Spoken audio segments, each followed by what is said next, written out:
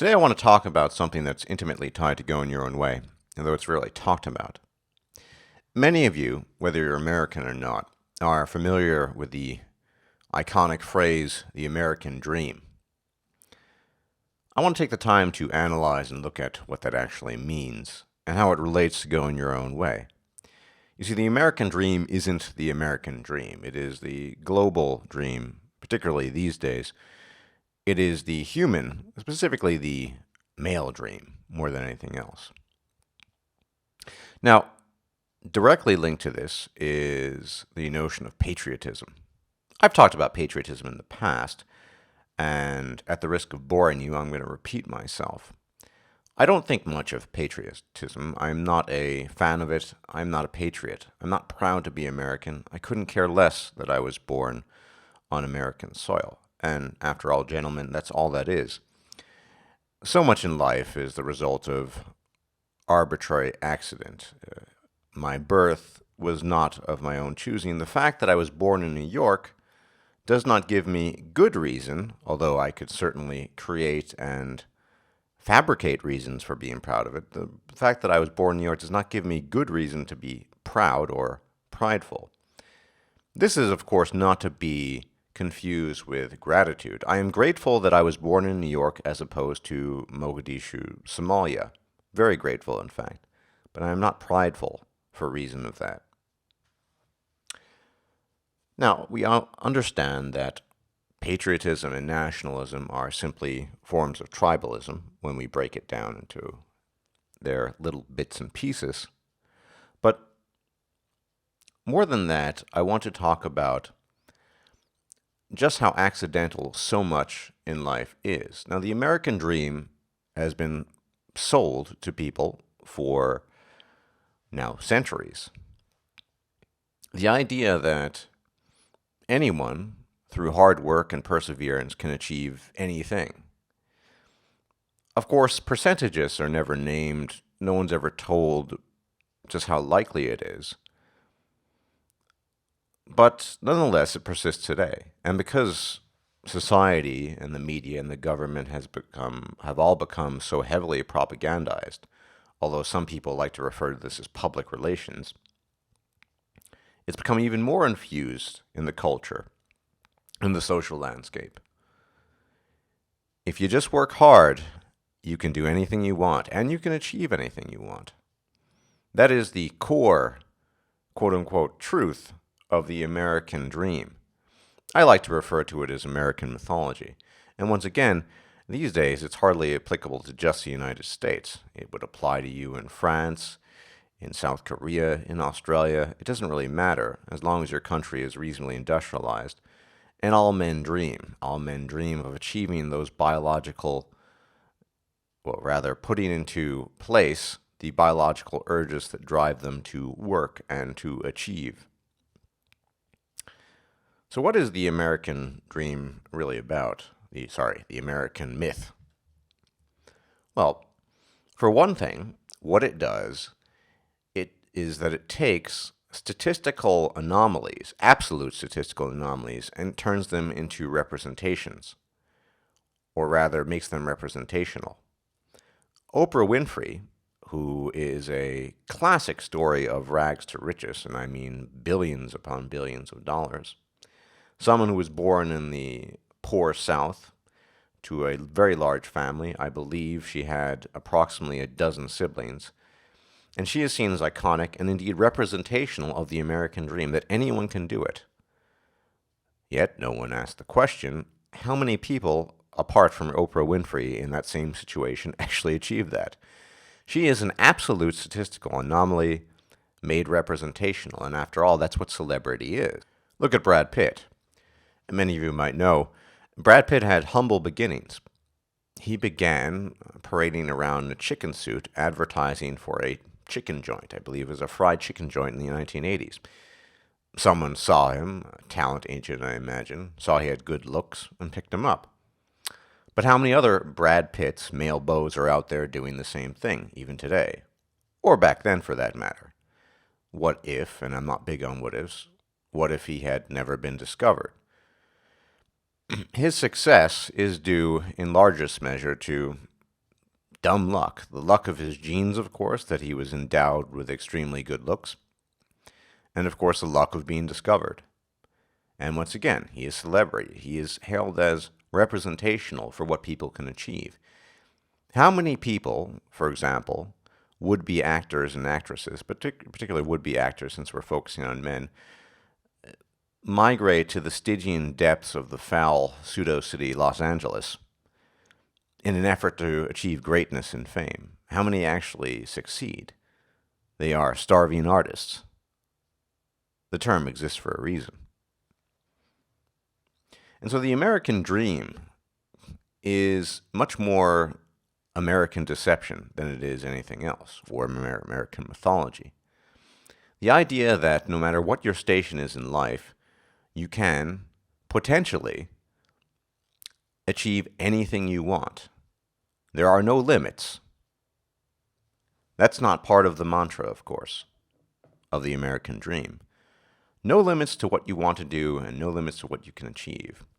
Because one person in hundreds of millions of people actually achieve something, that means that you too have the same chance. Never mind all the minute details of how they got where they did. Now, I am in favor of arguing that this makes a lot of people, specifically a lot of men, quite miserable. The American dream, the American mythology, and once again, the American dream is not exclusive to the United States, though it has achieved mythical, no pun intended, proportions in the United States, and it is part of the quote-unquote American culture. The American dream is intimately tied to going your own way, and to breaking free from bonds that once held you.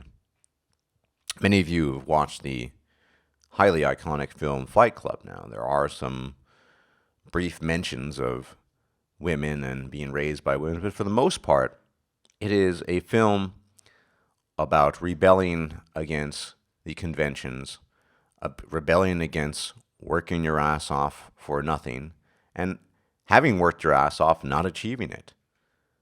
Tyler Durden in the Fight Club says, you know slowly that you're not going to be millionaires and celebrities and movie stars.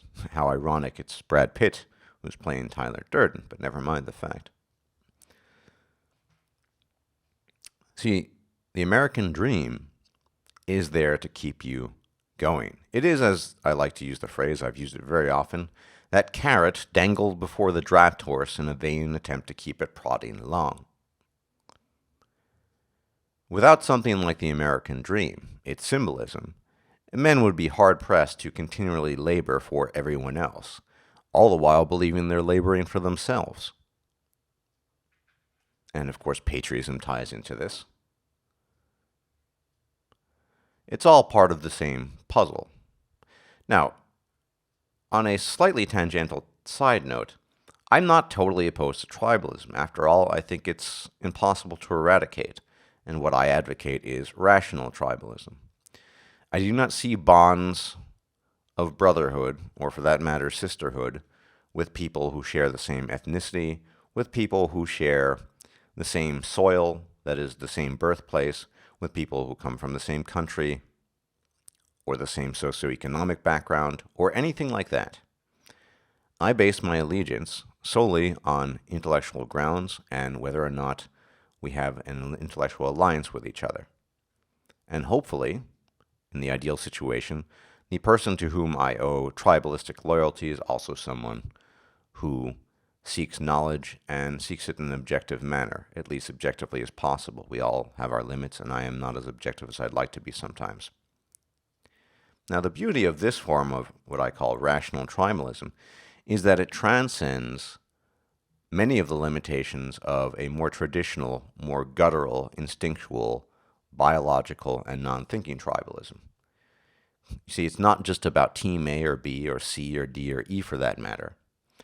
And it transcends these limitations by allowing people to ally with each other and form bonds of brotherhood because we share ideas and we seek after knowledge. And this can transcend nation, it can transcend socioeconomic status, and possibly, though very unlikely, it can transcend gender as well. So, if anything, I advocate for that sort of tribalism. It's the one also that's going to cause the least friction, because people are open to new ideas and revising their knowledge. It's not just team A or B, it's team, we want to get it right, we want to understand things. But getting back to the American dream, without people pushing absolute statistical anomalies as representational, without officially saying it, of course, nobody says Oprah Winfrey is representational. It's implied by dint of her status as a celebrity, by dint of the fact that she's everywhere in the media, or has been for years now. The same is true of Brad Pitt and others like him. This keeps the engine going. You see, I have been called very often a crusher of hope. I just don't care. Stardust just doesn't care. Yes, there are many things I just don't care about anymore, many traditional things. I don't care about slaving away in an office anymore. I certainly don't care about doing it for the sake of others or chasing after women. But there are, in fact, many things I do care about. I care about my fellow man. If I didn't, I wouldn't have this channel. And I am not a crusher of hope, but rather an opener of eyes. I want, for myself and for other men, and indeed for all of humanity, to come to terms with reality, and more importantly, to become content with what they actually have and what's reasonably achievable. I know when I had this realization, and the subsequent internalization of this idea, I was a lot more content than I had ever been previously. We grow up with notions of little Timmy growing up in the slums of Chirac being able to do anything he wants, right? Not quite. Now, intimately wedded, and indeed welded to the idea of the American dream, mythology, mythos, is the idea of the immutable bond between the male and the female. Now, this has been examined thoroughly by many of us for many years now. And most of us have come to the conclusion that this so-called bond is about as immutable as the bond between gerbils and cocker spaniels. It just doesn't exist. If you open your eyes and have a look at what's going on around you, it's just not there. Now, what does this mean?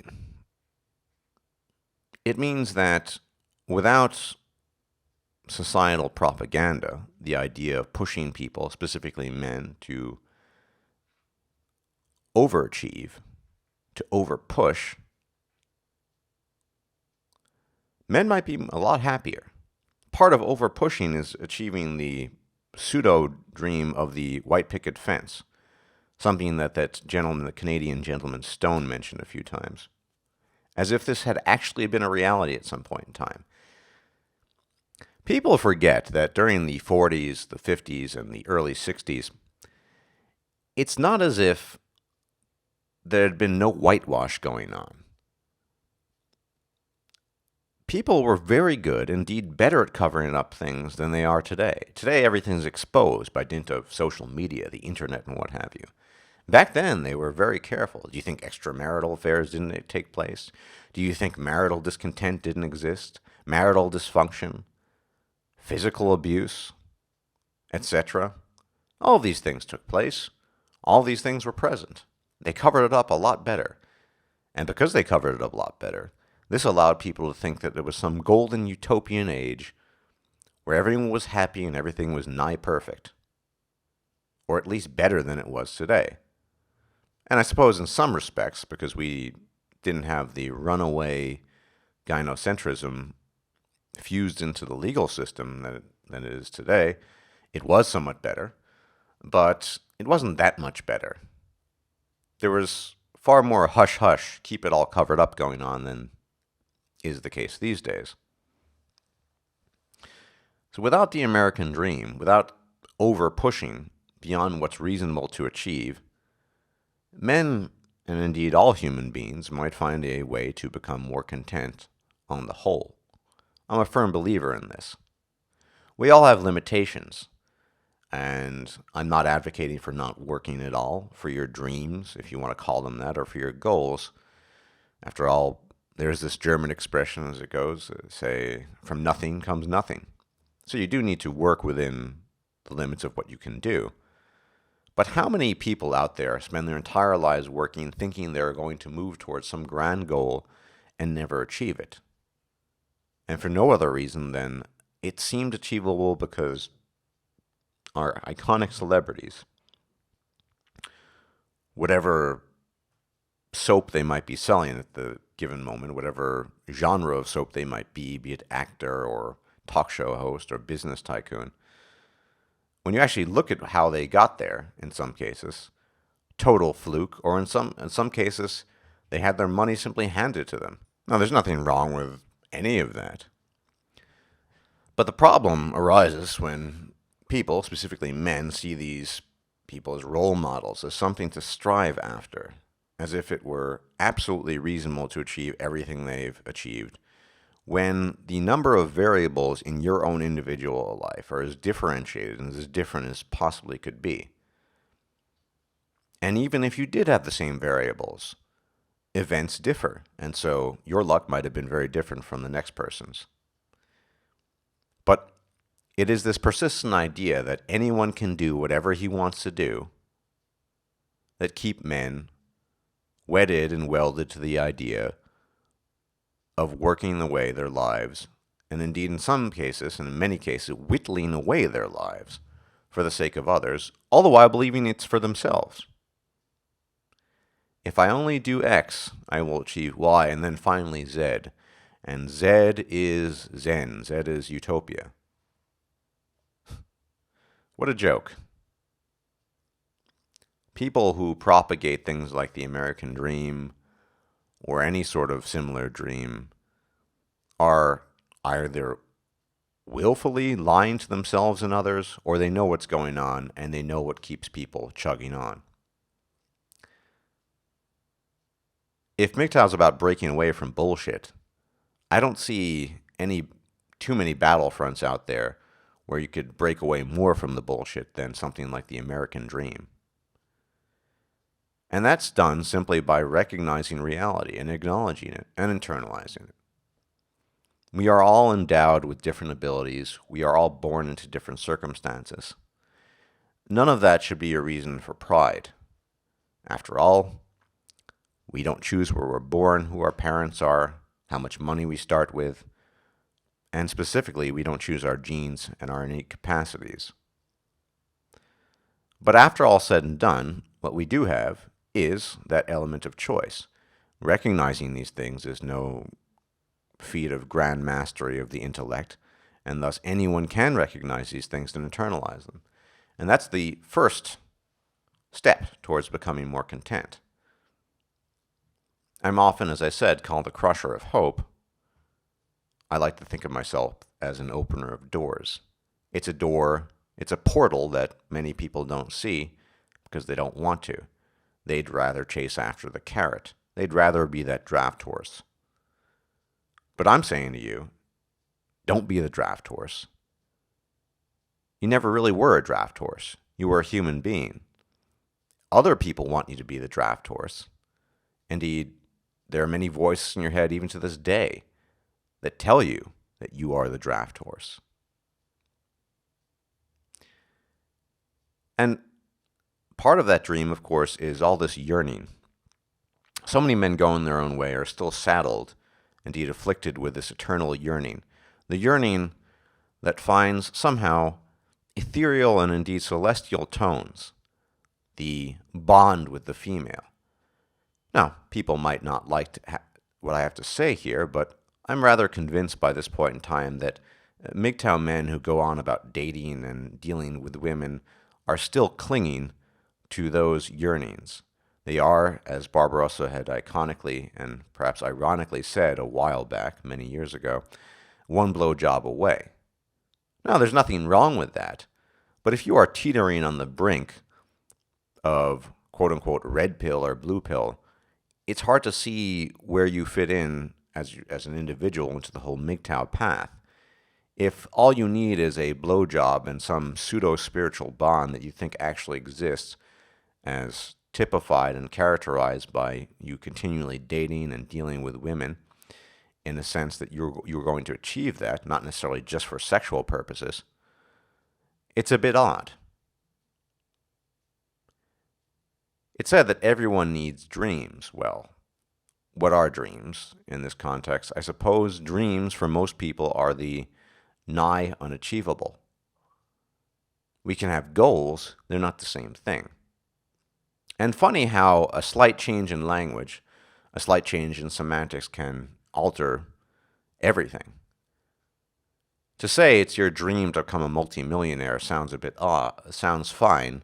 To say it's your goal sounds far more grounded, and there's a sort of weightedness of reality to it. So, whatever people's opinion of me and my views on this, I do want to help men, and I look at myself as opening doorways rather than crushing hopes and dreams. For those who wish to forever remain in the realm of chimeras and chase all manner of ethereal and celestial dreams when they were never ethereal or celestial to begin with, you're welcome to do so. I have neither authority nor one authority to tell you to do otherwise. But I'm telling you one thing, you are wasting your time. And continually dating women should be an alarm to you if in dating them you're seeking anything other than sexual gratification, frankly speaking. If all you seek is sexual gratification, then I can understand your purpose and intent. But I suspect that many of you are that man who is one blowjob away. You still think that there's some woman out there. Now, for me, so far along my own path as I am, that is completely alien. I can't even fathom what that's like. These thoughts that used to flash into my head years ago. Maybe she's out there. Maybe that girl. You know, the daydreaming. You probably still recognize it because you still suffer from it. I don't have that anymore, which is simply an indication of how far along I am. Whether that's good or bad, that's up to you to decide. But I think ultimately you'll be a lot more content when you give up on the multitude of dreams that are sold to you. Many of these dreams, the most important ones, are sold to you by your own psyches. Yeah, that's where the daydreaming comes from. The wistful wondering, the wistful yearning. That's your own psyche telling you things. That's your own psyche selling you dreams. And of course, all the external bullshit too. Too much clamor. Too much din. Time to get rid of the din. Anyway, gentlemen, thanks for watching, and you enjoy the rest of your week. Bye-bye.